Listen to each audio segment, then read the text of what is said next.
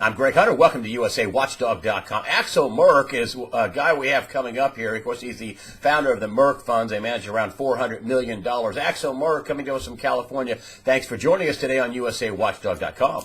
Great to be with you again, Greg. I know we just got right into it, and I want to first talk about, the piece you did a week or so ago about gold, for the bear market. And you think that gold is still a good investment to have, and you think there's a bear market in stocks. Let's start with gold and roll over into your idea about the bear market in stocks.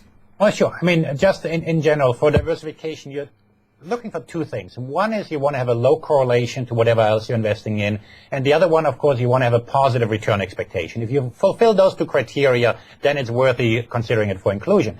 As far as the correlation is concerned, the history is pretty clear on that. In the long run, gold has just about a zero correlation to stocks. It doesn't mean that on a daily basis it can't move in tandem. There are periods when it moves with the stock market, sometimes against it, but in the long run it's near zero. Now, on the other hand, why on earth would you want to invest in a piece of brick that doesn't pay any interest? And it comes down to asset allocation. When you look at cash paying negative interest rates on a real basis after inflation, then a brick suddenly doesn't look so bad anymore. And so the Federal Reserve has had a policy of its near zero interest rates and has been trying to keep rates so low that after inflation you'll have a negative return. I would allege that the Fed is all but promising to be behind the curve. That means even as the Federal Reserve is trying to raise rates, our emphasis on trying, and as they eventually will, they will be behind inflation. That means as inflation is going to tick up, yes, they'll raise rates, but net real inflation, real interest rates are going to continue to be negative. And if I look out a decade from now, I don't see how the U.S., Europe, or Japan, or many other countries can afford positive real interest rates. And then, of course, if you look at valuations, I happen to think stocks are expensive, and we're due here for a bear market, and we can go into that. And so for all those reasons, I think gold is a simple answer that investors should be looking at as a diversifier. In effect, you're saying, hey, we're looking at interest rates that, when you factor in inflation, are already negative, and they're talking about making them negative. So you're saying, what's the cost to carry? What's the downside?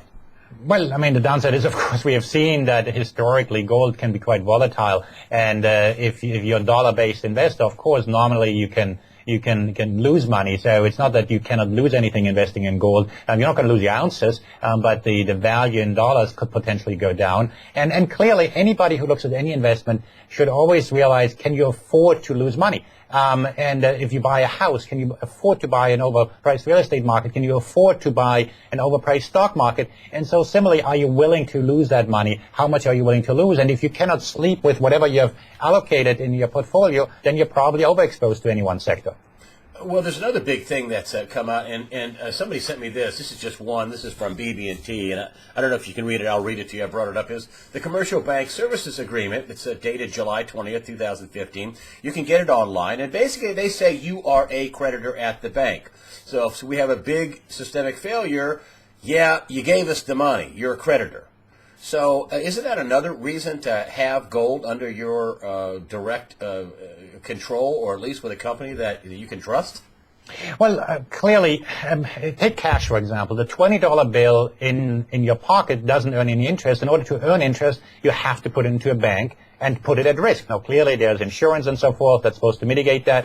When it comes to gold, the great thing about gold is that it doesn't have any counterparty risk. The problem with gold is the moment you touch it, it has counterparty risk. If it's under your pillow, somebody should steal it. If it's in a bank, you don't know what's going to happen. If you do hold it with a bank, you want to make sure it's held on an allocated basis, which means it's segregated from the other assets of the bank. But clearly, it is something that investors should always look at when they look at holding gold, yes. All right, and then the stock market, we've been having these crazy rallies, but also on the back of that, maybe we can put these two together, is the CBOE SKU Index. A friend of mine, Greg Manarino, brought this up to me, back-to-back record highs with this. And to me, it's not so much the record highs, it's the frequency that it happens at such a short frequency that people are buying basically shorts out of the money that the market would have to crash so far before they'd have to make some money. Do you think we're in a bear market in stocks even with this rally? And B, do you think it could crash? Yes and yes. Next question. Now, let me give you some flavor on that, and I'll give you some personal experience. We're an asset manager. We have some funds, and we speak a lot to professional investors that allocate money for other people. And we saw in recent years, and still now, that investors are very concerned about losing out on the rally. They want to have their lunch and eat it. That also means that they've been buying the dips, and as the markets rally, they're not taking chips off the table. The worst thing that can happen to an investment advisor is to not keep up with the averages in the bull market. In a down market, who cares if they lose more than the average? But in the bull market, the investors, the clients crucify the advisors if they don't keep up with the averages. And so what's happening is that investors are trying to ride these rallies, and then they're trying to say, oh my God, well, something could happen, so why don't we buy some put options? Let's buy some options so that we are protected. And so they buy these out-of-the-money options just in case something horrible happens. And they think that they can get away with that. Ultimately, what they're really saying is that they're overexposed to the market and they should be taking chips off the table, but they're so scared of missing out on the next rally. Now, we actually did that ourselves in an equity fund that we had because we thought that was a good way to protect ourselves. Now, it turns out that so we there's a didn't reason think. why. These guys know this is dicey. That's why you're getting these out of the money for protection. Now, we took it a step further. In the springtime or in early summer, we decided that's not good enough anymore. So we decided to shut down that strategy. And then we took it a step further, and we decided to short the market. So, yes, I do think the market is vulnerable. And now let's go back into why we think the market is vulnerable. The key driver, what the central banks have been achieving in recent years is they have been breeding complacency. When interest rates are at these extraordinarily low levels, what happens is that we see it in the junk bonds, for example. They don't yield anything. You see it in the Eurozone. Peripheral debt, Spanish debt, doesn't yield anything. The same thing happens in the stock market. The way you see it in the stock market is volatility has been very low. When volatility is low and prices are rising, well, what can possibly go wrong? You buy stocks. And the thing is, what happened this summer, what has changed is that I think we've kind of turned a switch that rather than the glass being half empty, where people are buying the dips, they're now going to sell the rallies. And you've pointed out we've had these amazing rallies. Well, that's what happens in the bear market, that you have these gradual declines, and once in a while you have this short squeeze, you have this sharp rally that's coming. And clearly what the Fed backpedaling on its exit strategy, we've put a dampener on this, but at some point they'll try again, and this taper tantrum or whatever you want to call it is going to come back. And the reason it's coming back, because it has to come back. With rates going back away from the zero level, risk premia have to rise. That means fear has to come back into the market. Volatility has to go up. And in an economy where if you're based on a recovery on asset price inflation, you have a big problem on your hands. Fear has to come back into the market because it's just the way they have this working. Because nothing's really fixed. I mean, all you have is the Fed every 3 months now. Now the frequency of that is condensing. It used to be every 6 months. Now every 3 months, well, we're going to raise rates in pick 3 months ahead of time. The markets are still risky. See, I mean, the markets are still risky. That's why fear has to come back at some point. We can ignore all the bad news. We can rally on bad news. We can rally on good news. But the opposite can also happen. You can have a decline on good news. You can have a decline on bad news. And I just talked about the Fed. But the same thing is if you look at revenue numbers, companies don't make the revenues anymore. If you look at the Fed trying to raise rates, that, everything else equal, should lead to multiple compression. If you have higher rates, the share buybacks don't work anymore. If you look at technicals, the breadth in the market hasn't been there. All these factors are factors that at the very least investors should think about rebalancing. I happen to take it many steps further. I happen to think when the markets are going to come down. And then the problem is, what the hell do you do? We talked about gold. The reason I like gold, we mentioned the reasons. The same thing applies to anything else you want to do. The problem is it is so damn difficult to find something that has a low correlation in an environment where everything, I say that in quotes, everything has been rising. Do you think that that when the market does roll over, it could be really violent, worse than 2008? Well, there are two things. One is the market decline, and one is the kind of the crisis that came with it, with the toppling of financial institutions. What we see now is that there's much less liquidity in the markets. We see that part of if you look at the earnings in the banking sector, they're shutting down their trading. The banks are no longer risk takers. And all the risk is moving to the corporate sector. We see it in the commodity side there, obviously with Glencore.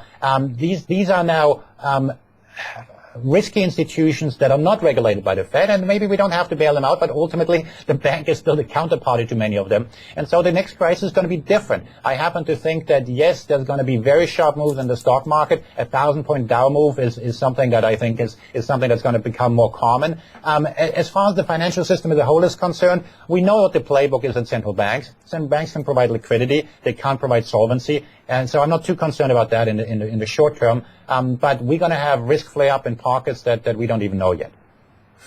And what about the dollar? I mean, the dollar is,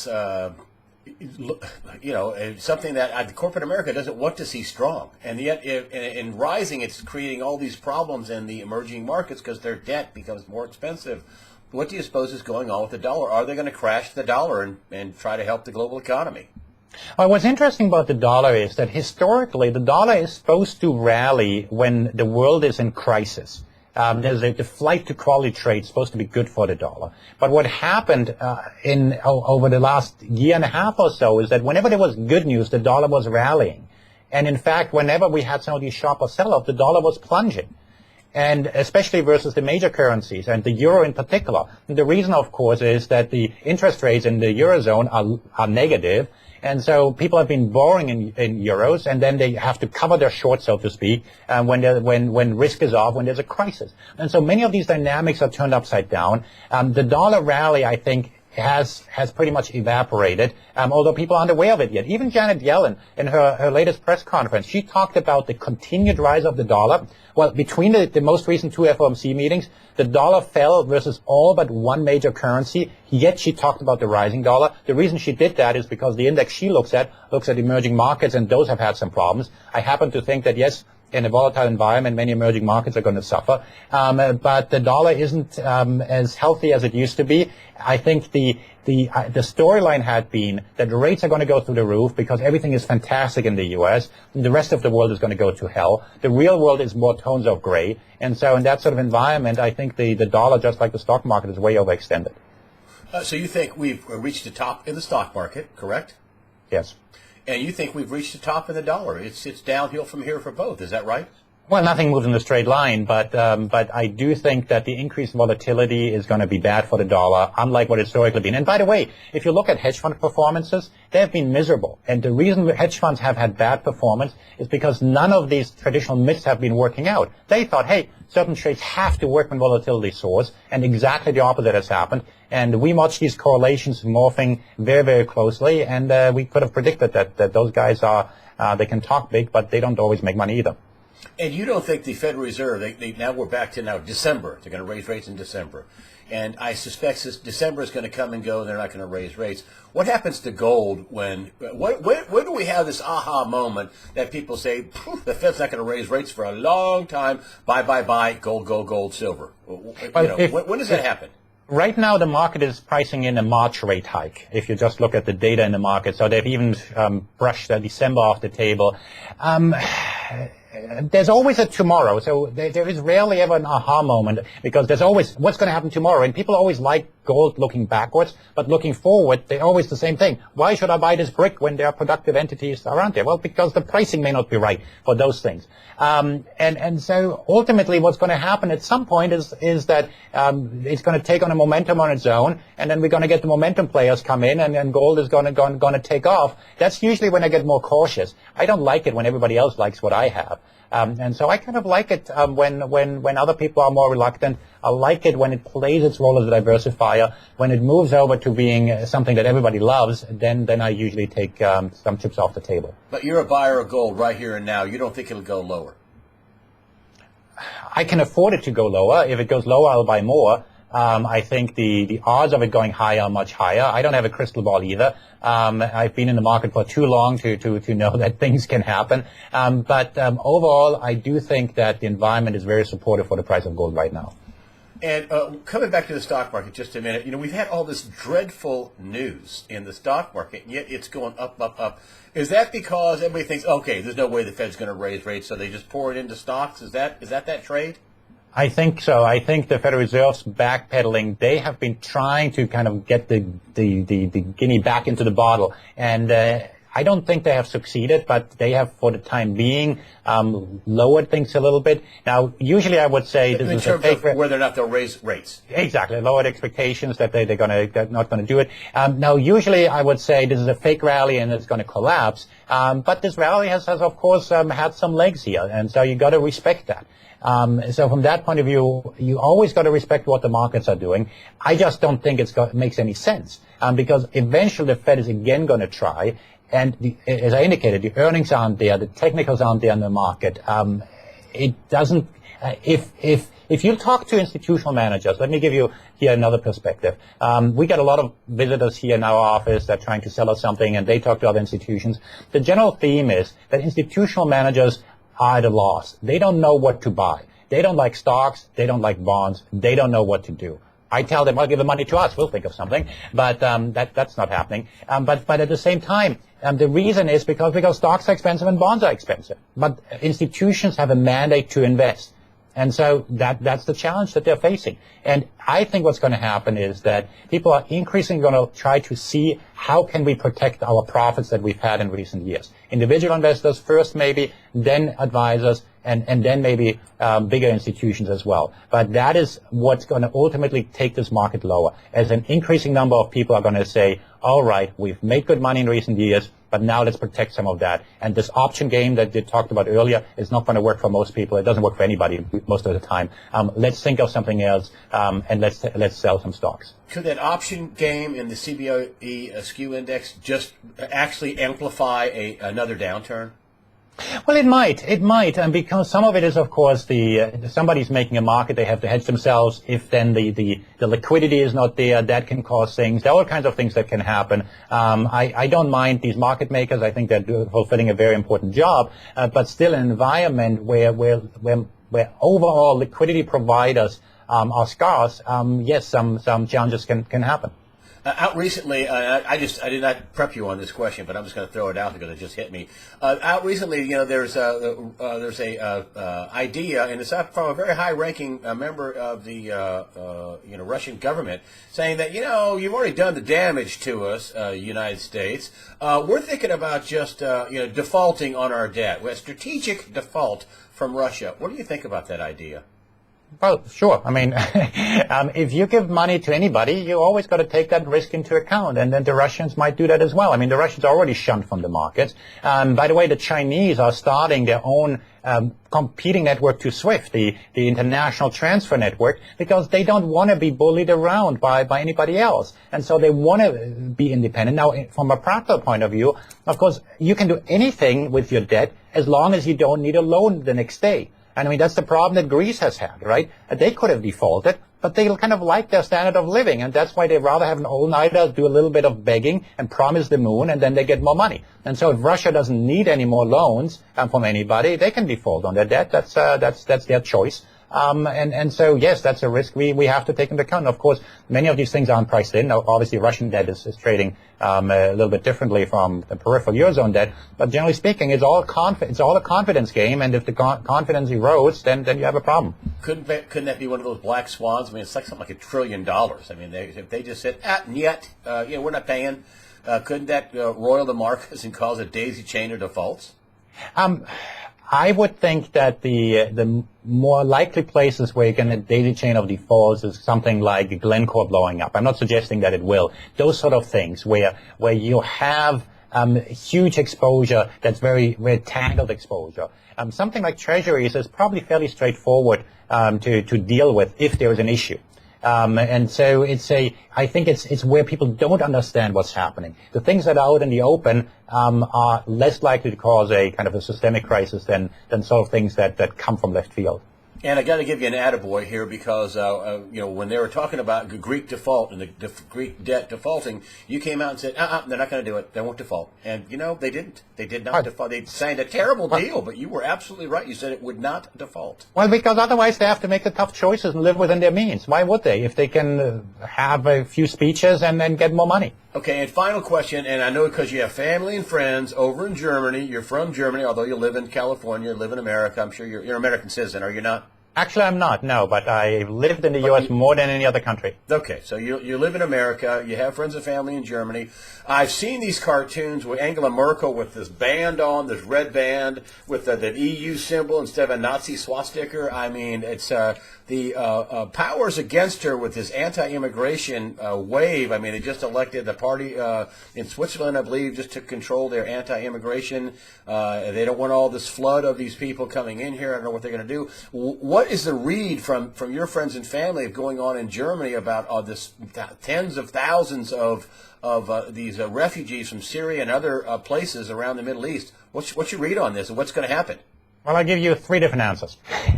The first one is kind of a big picture answer.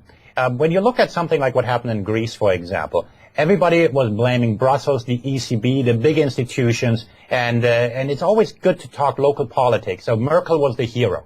Now, with an issue that actually addresses Merkel directly, the local politicians are piling on Merkel. Because if you're a Bavarian politician, well, you still want to get voted, and so you blame Berlin. You blame Merkel for what's happening. And so it's always local politics. It's you're trying to be appease to the kind of the popular fears and so forth. Now, Merkel, obviously, she says, well, you got to do something, right? You can't just let these people die somewhere. And so she's trying to do something. Now, having said that, of course, a lot of more people saying, hey, let's go to Germany. Germany is handling it, I think, extremely well, given the circumstances. Most people are very open to helping them. Now, obviously, it's more than just giving them a shelter. You've got to give schooling to the kids. You've got to train them for jobs. Germany has a big problem with an aging population. It should be very welcome to have those sort of people. Now, talking to specific people, somebody pointed out to me that said, oh, this is like after World War II and so forth, and World War II we were welcoming to them, and it says, well, wait a second. No, after World War II, people weren't so welcoming either, because you had all these, for example, these Protestants coming to Catholic Bavaria. And so nowadays it's the folks from Syria that are foreigners, but it used to be that different religious groups, the Protestants and Catholics, didn't get along so well. So there was a lot of suspicion that these Protestants in Bavaria, for example, are going to change our culture.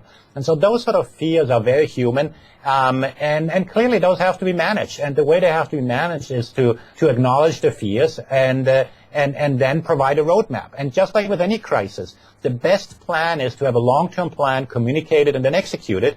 And Germany can do a little bit better, but they actually do a lot of things behind the scenes. Having said that, as far as Merkel is concerned, I think people are now piling in on her. She also visited Turkey. She's gotten a lot of heat for that, trying to address the refugee crisis as well. But some people saying, hey, you're just helping Erdogan to get reelected. And so Merkel has, I think, one foot out of the door. She's not going to be around many more years. But then again, you think this will be her undoing this? Well, possibly, but she's. A lot of people saying they overdid it. Well, look at Canada. I mean, you just got the government kicked out as well. There is a time for the next generation to move in, and I'm not suggesting policy is going to change radically, but you need a long-term plan, and you need to execute it, and ultimately, an institution has to be stronger than any one person. Axel Merk, thank you for giving us your big global perspective. You're an expert on that, about global investment and big macro views. We really appreciate it. Axel Merk of the Merk Funds, Merk Investments. I'll put all the links at the bottom. Also, you have a webinar coming up on Thursday. That'd be the 22nd of October. Is that correct? That's correct. We try to have a webinar once a month. If you go to merkinvestments.com/webinar, you always get to see the latest one. And we welcome anybody, or follow me on Twitter at Axel Merk, or subscribe to our newsletter. But browse around and see what we do at our site. The webinar is free. You just come in and just sit in your computer and watch. Yes, you do have to sign up, but it's free. Yes. All right, Axel Merk, thank you so much for joining us. All the links for you YouTube folks, all the links are going to be on the USAWatchdog.com page that Axel Merk is on. You just scroll down to the after the interview section, and there'll be a link there at the bottom of the right through. Axel Merk, thank you for joining us today on USAWatchdog.com. My pleasure.